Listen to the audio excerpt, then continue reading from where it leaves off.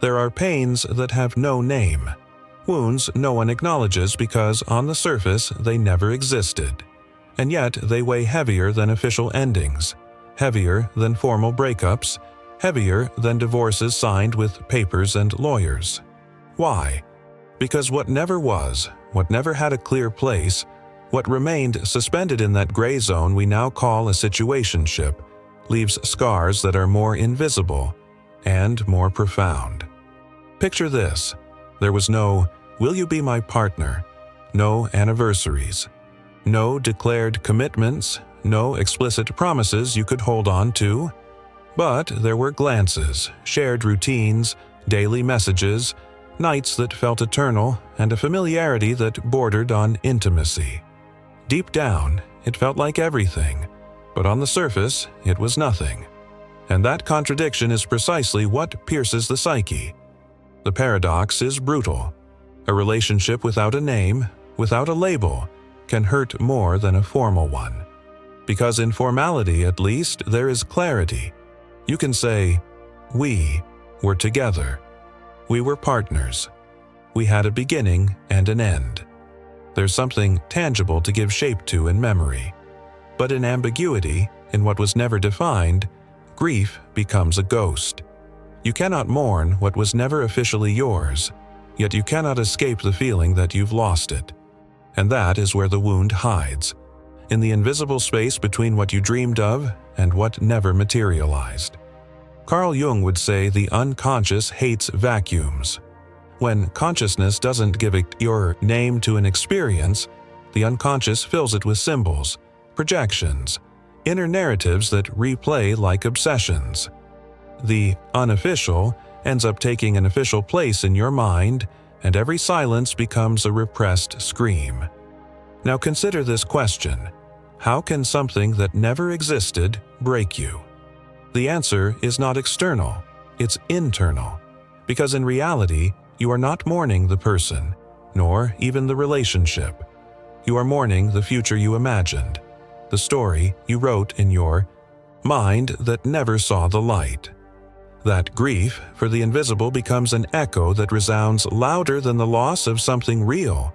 What never was, paradoxically, has more power than what actually was. Because what was can be closed. What never was, on the other hand, remains open forever. Ambiguity is seductive. It whispers promises without ever having to fulfill them. A situationship thrives on this fertile ground of almosts and maybes, where two people orbit each other without ever deciding if they belong in the same world. For a man, this psychological limbo becomes far more damaging than he realizes. Because while his conscious mind might say, "It's casual, it doesn't matter," his unconscious clings desperately to the fragments of intimacy he receives. Carl Jung believed that the human psyche craves structure and meaning. The unconscious seeks to order experience through symbols, roles, and archetypes.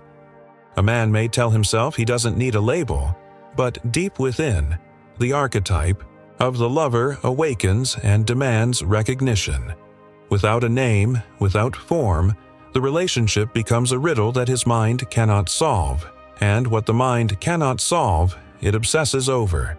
This is the trap. Ambiguity offers the illusion of freedom but creates a prison of uncertainty. Every moment of closeness feels like proof that something deeper exists, while every withdrawal feels like rejection. He is suspended between two realities, never fully chosen, never fully discarded.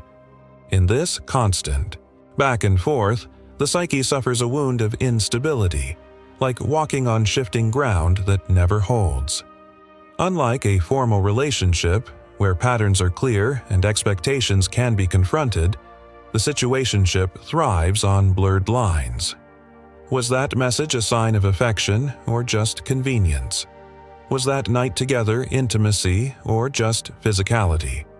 Each question gnaws at him because there is no framework to hold on to, and in the absence of clarity, the unconscious fills in the gaps with fantasies, fears, and projections. Jung's concept of the shadow becomes central here. In ambiguity, A man's unacknowledged fears of abandonment, of inadequacy, of being unworthy surface violently. Since he cannot demand definition, he turns inward, blaming himself for the lack of clarity. The relationship becomes less about her and more about the battle within his own psyche. If I were enough, this would be something real. Ambiguity, then, is not neutral. It is not harmless. It is a psychological battlefield where the man fights ghosts of his own making. And the longer he remains in this trap, the more those ghosts grow in power until he no longer knows if he is grieving her absence or drowning in the projection of his own unhealed wounds. The trap of ambiguity is not simply about her silence. It is about the unconscious chaos it awakens within him. Every man who steps into a situationship convinces himself of one thing: I am in control. He believes that by avoiding labels, by keeping things undefined, he holds the power to walk away at any moment. On the surface, this illusion feels liberating. No obligations, no expectations, no strings attached. But beneath the surface, something far darker unfolds. The absence of definition slowly takes control of him, until he realizes he is no longer the one choosing. Carl Jung taught that what we repress doesn't disappear. It governs us from the shadows. In a situationship, a man often represses his deeper needs for connection, stability, and recognition. He convinces himself he is detached, immune, superior to the vulnerability of commitment. Yet every text he waits for, every night she disappears without explanation, exposes the cracks in that false detachment. He is not free. He is chained to uncertainty, and uncertainty is far more powerful than any defined bond. The illusion of control lies in mistaking avoidance for strength. By avoiding the conversation, what are we? He thinks he escapes risk. But Jung would argue that he has only empowered his shadow, the fear of rejection, the fear of not being chosen, the fear of inadequacy. The very things he wanted to avoid now dominate him in silence. And here's the paradox. In a formal relationship, conflict is visible. You fight, you reconcile, or you break. In a situationship, conflict never erupts clearly, so it festers underground. A man tells himself he can leave whenever he wants, but in truth, the ambiguity keeps him hooked. Every moment of intimacy feels like a win, a sign that perhaps control really is his. Yet every withdrawal reminds him he never truly had it. The psychological cost is devastating.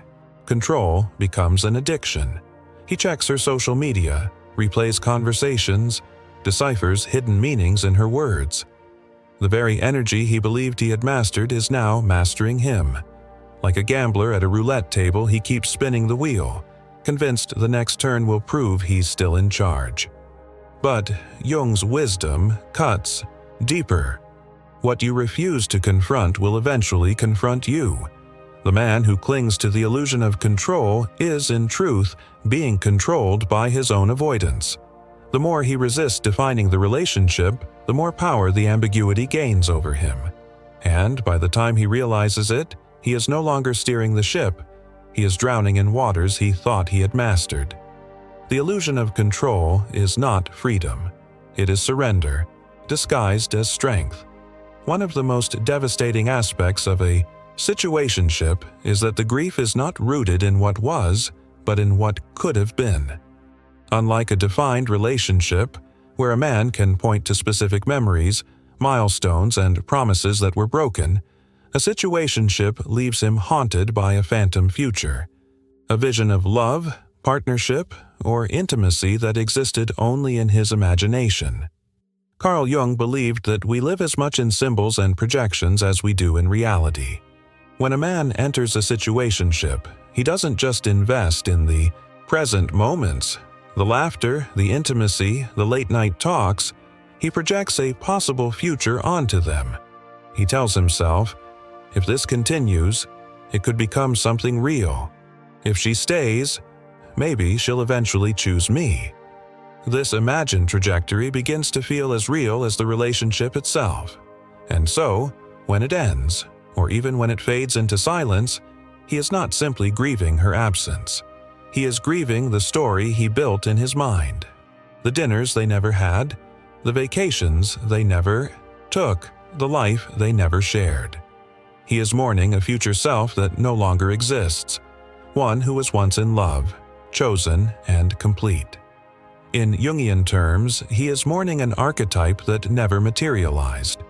The lover fulfilled, the hero rewarded with intimacy. This attachment to a possible future is what makes the pain sharper than a breakup from an official relationship.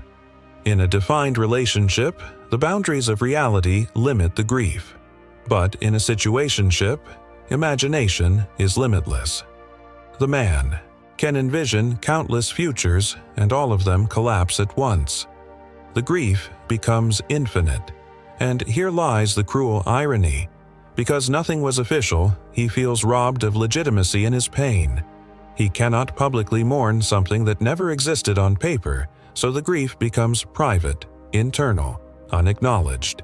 The people around him may dismiss it. She wasn't even your girlfriend. But within him, the wound cuts as deep as if she were, perhaps deeper. Jung would suggest that this is not merely about her. It is about the man's relationship to his own projections.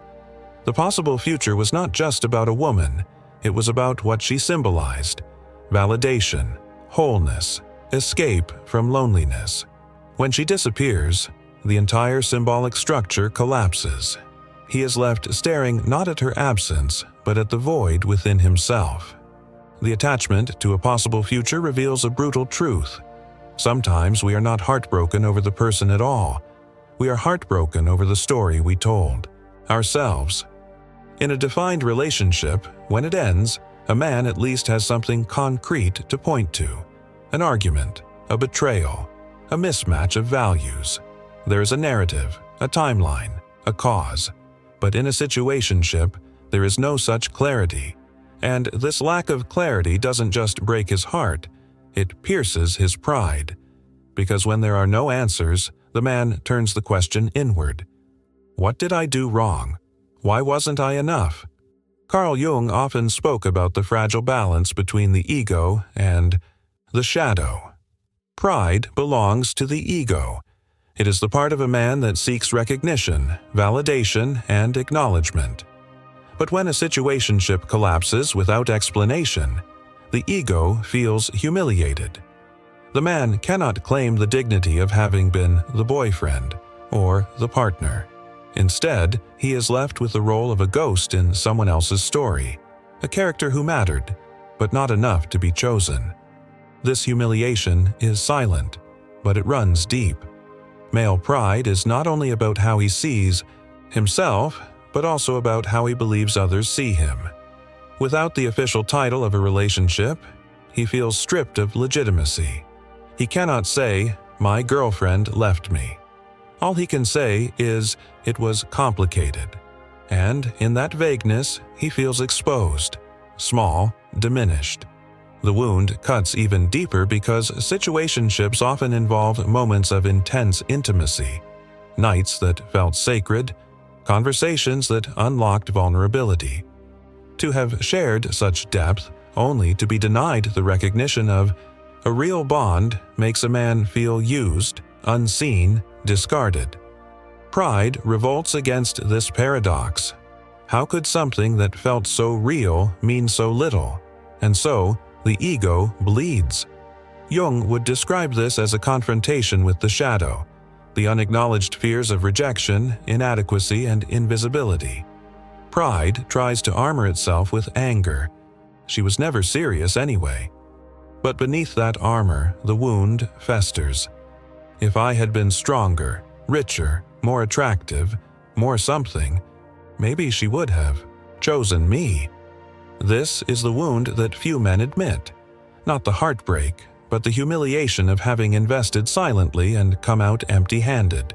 Pride is not just bruised, it is shattered because he cannot explain the loss to himself, let alone to others. The truth is that situationships do not just break hearts, they fracture identities. They force a man to question not only the relationship, but his worth, his desirability, his place in the eyes of another.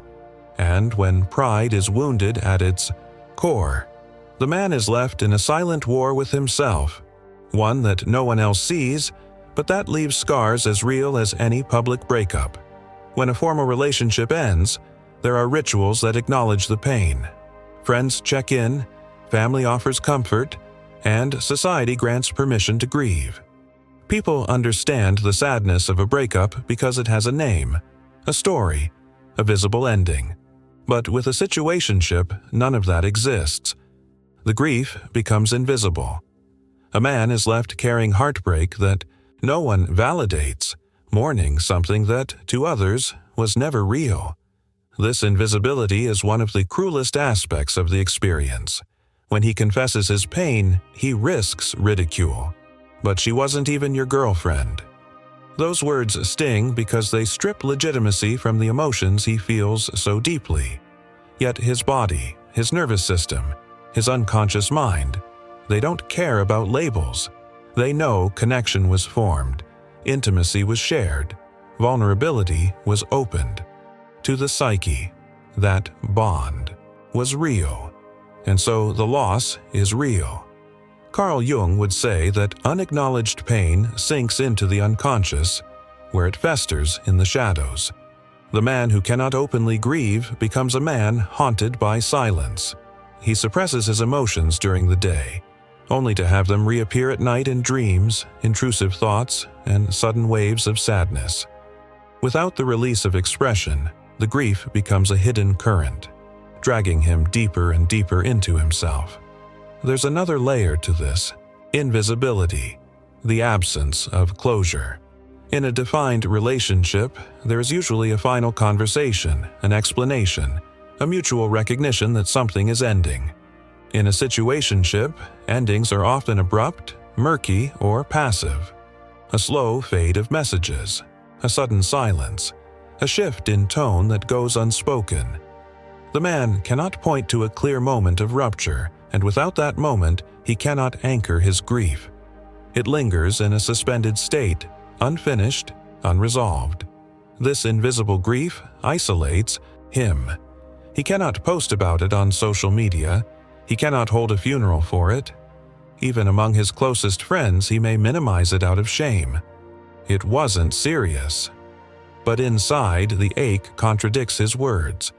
He knows it was serious to him, and that dissonance creates a loneliness even deeper than the loss itself. Jung's insight is striking here. What remains unconscious will eventually control you. Invisible grief does not disappear. It seeps into the man's identity, shaping how he trusts, how he attaches, how he sees himself in future relationships. The absence of recognition turns pain into a shadow that follows him long after the situationship ends. Invisibility does not make grief weaker. It makes it heavier because he carries it alone. At first glance, a situationship looks like freedom. No labels, no obligations, no promises. A man convinces himself that he has escaped the weight of commitment, that he is free to come and go without consequence. It feels light, unburdened, modern. But what begins as freedom often reveals itself as a prison more suffocating than any official bond. Because freedom without direction is not freedom. It is drift. And drift, sooner or later, leads to despair. Carl Jung spoke often about the trickster archetype, an energy that promises pleasure, ease, and liberation, but always comes with a hidden price. The situationship is the trickster of modern intimacy. It seduces the man into believing he has hacked the system, avoided the risks of heartbreak. Yet the irony is that this very avoidance creates a deeper heartbreak than the one he tried to escape. This is the paradox. By refusing to define the relationship, he believes he is avoiding pain. But the absence of clarity creates a constant low-level anxiety, a tension he cannot escape. Every unanswered text feels heavier. every missed call becomes a reminder that he is not a priority. He is free, but he spends his supposed freedom in obsessive thought, in silent competition, in endless speculation about where he stands. Freedom in this context is not empowerment, it is exposure. With no definition, there are no boundaries, no protections, no recognition. He cannot demand loyalty. He cannot ask for consistency. He cannot even express his needs without feeling like he's breaking the unspoken contract of no pressure. He is free only in the sense that a leaf is free when it detaches from the tree, floating, directionless, at the mercy of forces he cannot control. And the cost of this false freedom is identity. Jung would argue that a man without structure in love loses part of his grounding in the self. The relationship, instead of being a secure container for growth, becomes a mirror of his insecurities.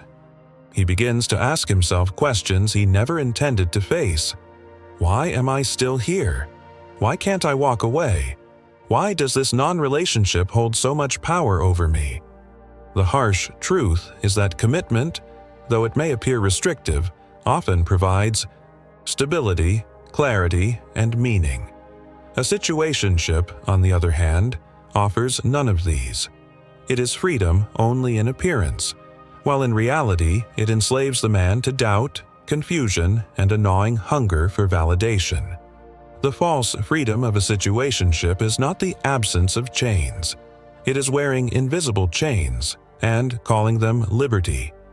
Every relationship, whether we admit it or not, carries echoes of the first one we ever experienced, the bond with the mother. Carl Jung called this the mother complex, a deep imprint on the psyche that shapes how a man approaches intimacy, attachment, and dependence. In the ambiguity of a situationship, this hidden imprint often resurfaces, awakening wounds that have nothing to do with the woman in front of him and everything to do with the mother he once longed for, feared, or resented. For many men, the mother figure embodied both nourishment and captivity. She was the source of unconditional love, but also the first presence with the power to overwhelm or abandon. If she was too controlling, he grew up craving freedom but secretly fearing it.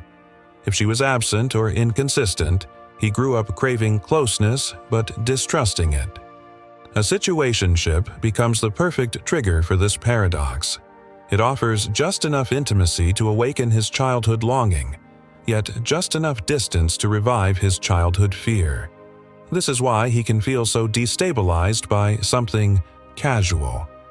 On the surface, he tells himself, "We're just keeping it light," but underneath, his psyche is reliving the earliest emotional tug-of-war. Will she stay? Will she leave? Am I safe, or am I about to be abandoned again? The woman's silence, her unpredictability, her refusal to define what they are, it all stirs an old wound that has been waiting in his unconscious since childhood. Jung would argue that this is not mere coincidence, but archetypal repetition. The unconscious seeks to resolve unfinished business by recreating it in new forms.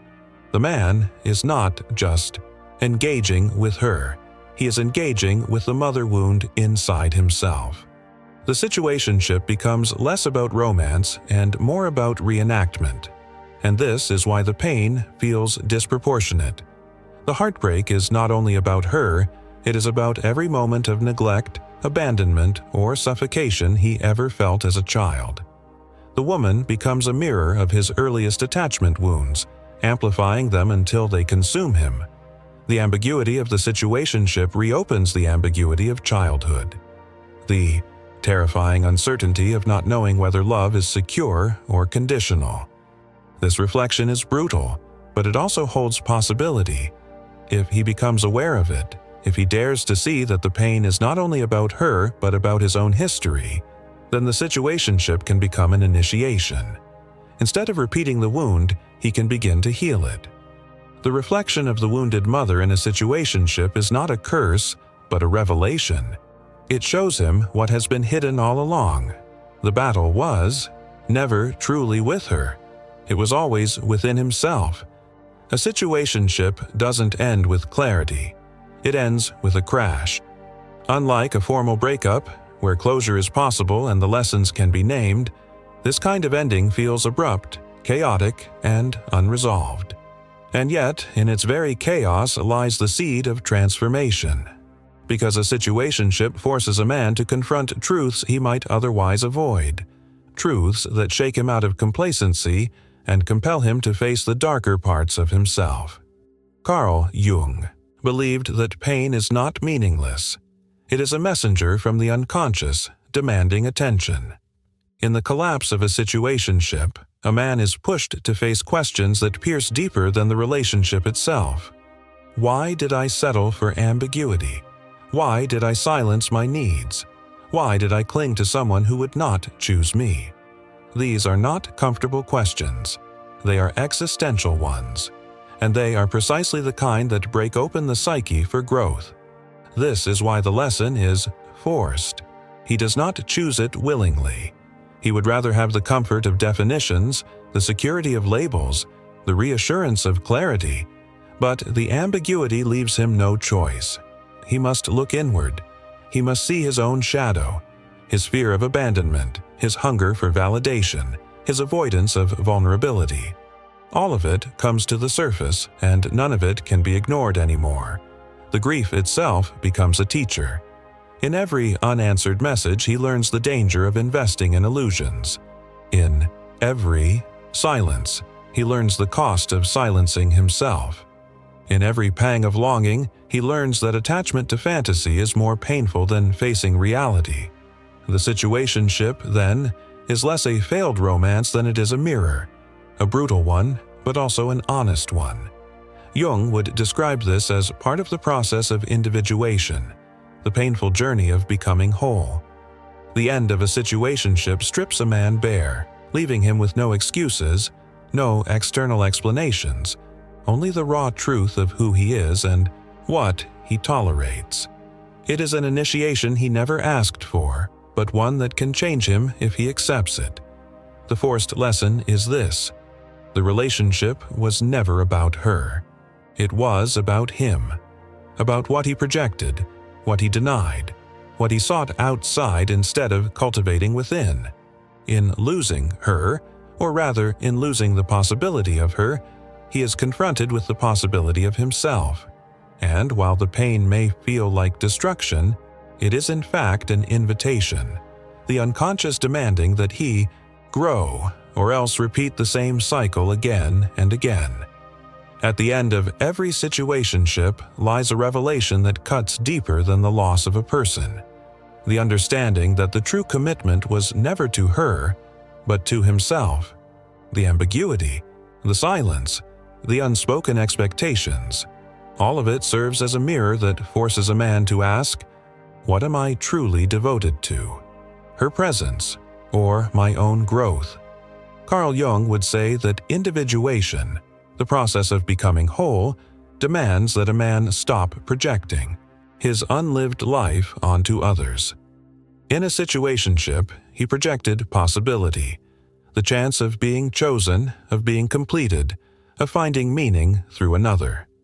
When that illusion collapses, he is left staring at the empty space where she once stood. And in that space, he discovers a truth both terrifying and liberating. He must choose himself. This is the essence of the true commitment. Not the external bond that society recognizes, not the label of boyfriend or partner, but the inner vow.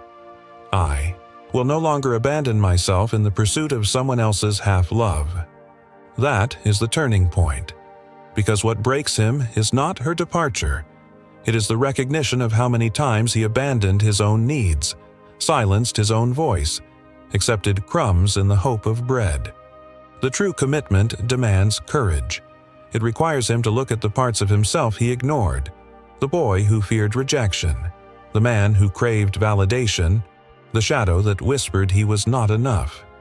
And instead of outsourcing love, he must learn to give it to himself, to create clarity where ambiguity once ruled, to set boundaries where silence once prevailed, to honor his worth even when no one else does. This doesn't mean rejecting love, it means redefining it.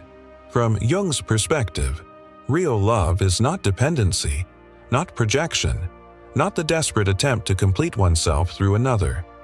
Real love arises only when two whole individuals meet, not to fill each other's voids, but to share their fullness. And that wholeness begins with the man's commitment to his own soul. So the final paradox reveals itself. The situationship, which seemed like a failure, was in fact a hidden initiation. It broke him only to show him where he was already broken.